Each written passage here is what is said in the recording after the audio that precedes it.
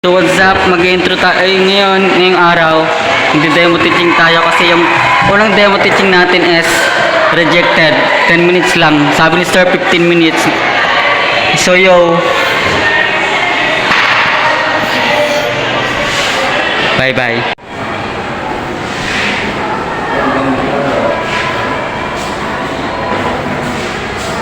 Maaari mo sa dalawang lahat para kapag nandito lang napaunang dito lang. Yo, parang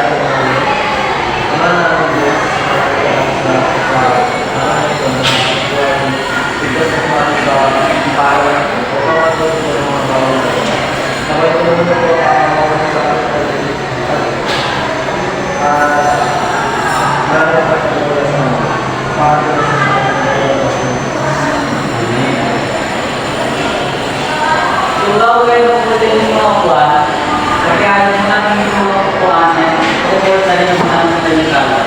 Salamat po.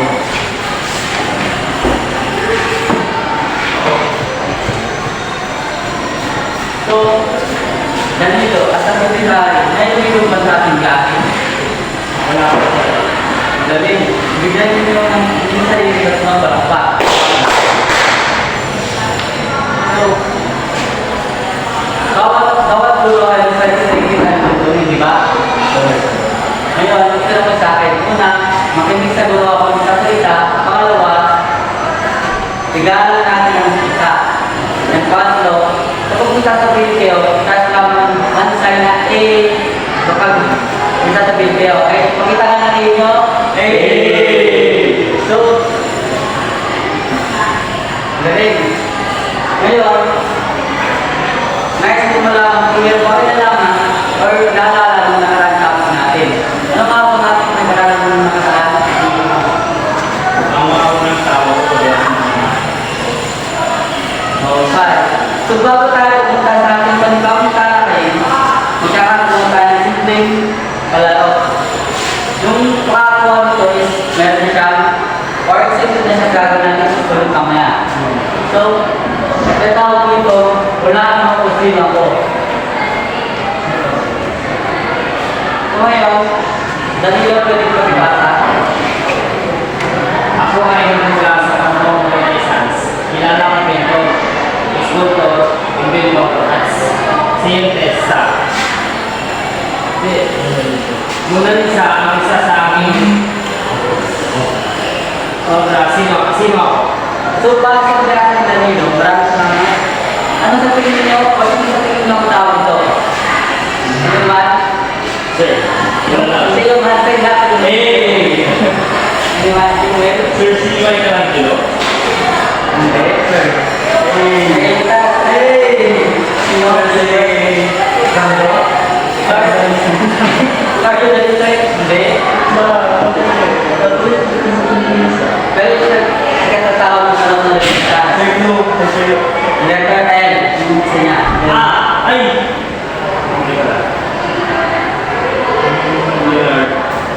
Malapit ka, that's not ang size. Sir, Give me a Uy, tama ba? Tama? So, that's the Leonardo da Vinci. So, sa tingin nyo, basta ang ginawang aktibidad, patungkol sa nating topic.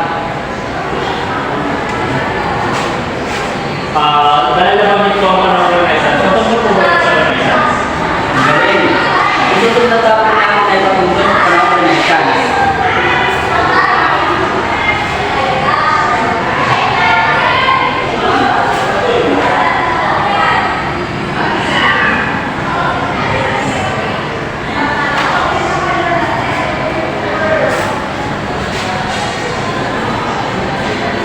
So, ang Renaissance ay nangangulugang muling pagsilang ng fabrikang Italiano.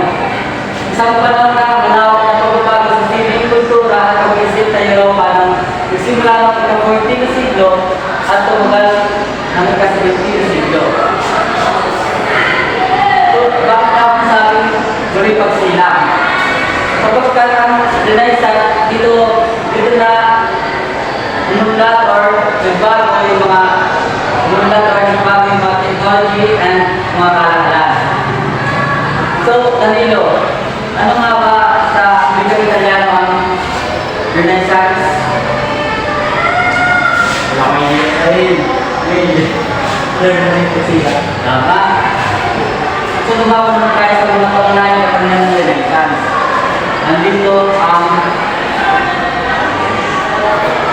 ang mga mismo, pagtutlas, pagbabago sa sinin, scientific, pagsulog, at pagtutlas ng technology or teknolohiya sa Tagalog.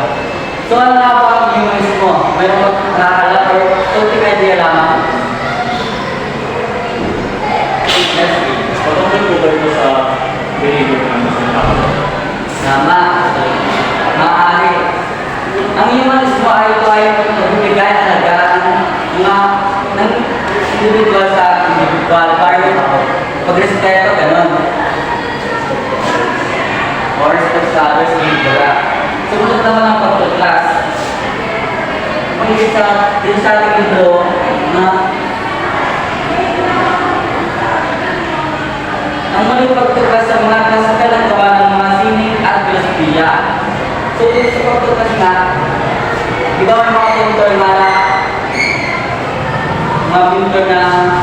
yun nga yung mga sikat na ganda ni Leonardo da Vinci, Michelangelo, yung nasa mga turtles, diba? Sila na, sumunod na pagbabago sa sining. Nung panahon ng Renaissance, nag-evolve yung paggawa ng mga sinis. Nagkaroon ng Renaissance art, which is tumutulong sa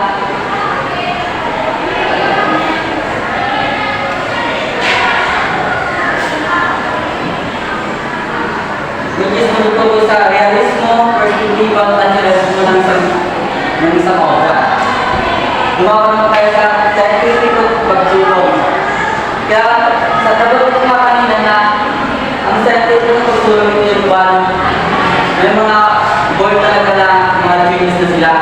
Kaya nagkaroon ng mga pag-isip, mga bagong filosofiya, mga bagong religion. Kaya naman sinabi ko, kasama sa mga pagpapagod ng teknolohiya. Simot noon, kung wala akong Renaissance, pero hindi pa na-develop, ay hindi naman talaga develop ng Renaissance kasi iba siya, panahon siya. So, sasabi natin na nahinapan yung mga teknolohiya yung hindi pa sa panahon ng Renaissance. Nagbago lang ito nung panahon nila, which is inibon dahil pag-invento ng printing press. Ano ba yung printing press? Yun yung printing press, din ba yung mga printing machines, gano'n. So, bakit nga kumakain ito sa atin? Kapag kung hindi na-invento ang printing press, sa tingin niyo may mga libro, magazines, anime, posts, ano ba yun? Manga, saan mo yung mga diary, mga gano'n. So, pumunta naman tayo sa mga mahalagang tao. Bakit ang dami ko mga mahalagang tao? Kasi gano'n nila. So, ito ba, yung hindi ka namin dinawalaan, si Leonardo da Vinci. Nanawalaan siya sa Spurs. So ngayon, meron pa apat. Kasi Leonardo da Vinci, Michelangelo, Arboleda, Rafael, Nicolas, Copernicus, and Galileo Galilei. So, ano mga kapag-kakakyan na nila? So, napanggit naman natin kasi Leonardo da Vinci sa una, punta tayo sa Michelangelo. So, dahil Leonardo da Vinci, si Michelangelo ay isa rin sikat na sculptor, sculptor at arkitekto.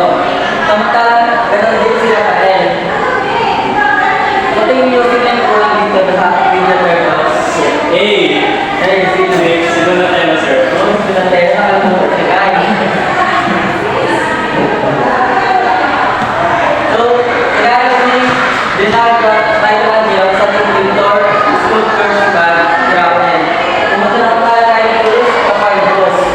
So, si Nicolas Copernicus is isang astronomo na nagpapalala ng heliocentric theory kung saan dito pinarap yung solar system. Basta astronomo siya. Astronomo si Galileo Galilei, siya naman yung gumgamit ng teleskopyo para pag-aralan ng mga kalangitan.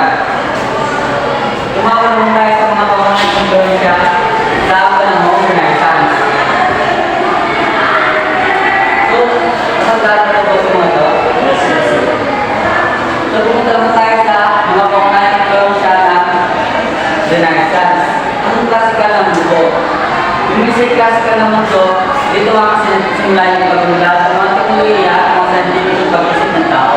Kaya sabi classical na mundo, parang golden age or golden era ba. Pumunta lang tayo sa lahat ng kalakalan. Dahil nasa kilala ko ng Renaissance noon, modernity yung mga kalakalan. Pagpalitan ng mga arts, yung mga material na kumantat yung mga lupa. Yun nga sabi ko kanina, ang pag-ibig isa-isa pinakamahalang solusyon ng Renaissance.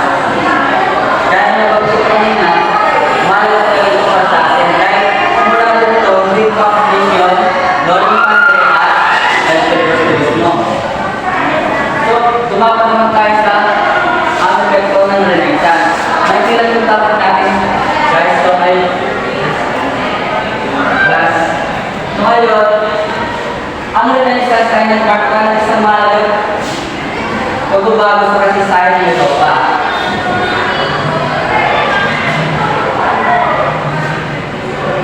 Ito rin ay nagbigay dahil sa Enlightenment at modernong pagbabago. Ito ay nag-influensya ng sining, kultura at pag-iisip sa buong mundo.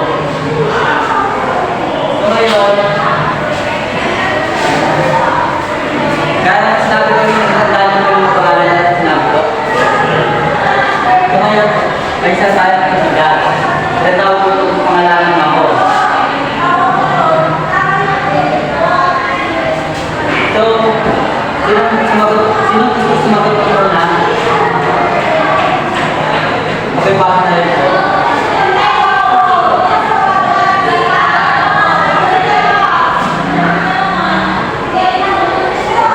Ang saya natin. Isang pintors, sculptor, scientist, Leonardo da Vinci. Galing. Yung pangalawa sa ilo. Isang sikat na sculptor, pintor at arkitekto, si Michelangelo. Arleta. Tama, galing. So, not just Isang pintor na kilala sa kanyang mga obra ay si Apollonia Vesco of Athens. So si Rafael. tama. So, may dalawa lang. Sino gusto yung isa pa? Okay. Isang astronomo na nagpapala ng heliocentric theory, Sir C. Nicholas Copernicus. Galing. Just. Isang astronomo at physicista na gumagamit ang telescope. So si Galileo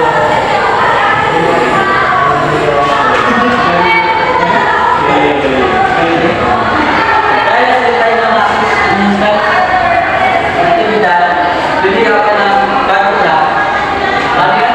1, 2, 3. Ngayon, lumaban naman tayo sa pa. So, matanong na ikatanong pa ako. Bilang isang mag-aaral, bakit mahalagang pag-aralan ang pagsubok ng Renaissance? Para bigyan kilala ang mga kagaya ng mga pintor at isa sa mga nagbigay sa atin na magandang halimbawa, kagaya ng pagpipinta, pag-scout, Galing. Very well said. So, ayun naman, nagtatanong ako ng mga random na tanong base sa ating discuss. Okay. So, ngayon, ano na ang Renaissance sa wika Tagalog ay Italiano? Hey. Sir Muli Mali. kasi yan. Tama. So, susunod, ano ang pagpapalaga sa mga tao or magrespeto nito? Hindi.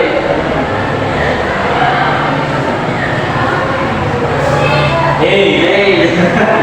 Communismo, sir. Humanismo. Ay, tama. So ngayon, naglabas kayo ng munting papel, 1A. Sir, kasi ako. Ayaw na ako na exit. Yan. Didikit ko lang ang kasagutan. Yes, sir. Piliin mo ako kasi hindi ako pinili. Ay, dalawa lang kayo ito.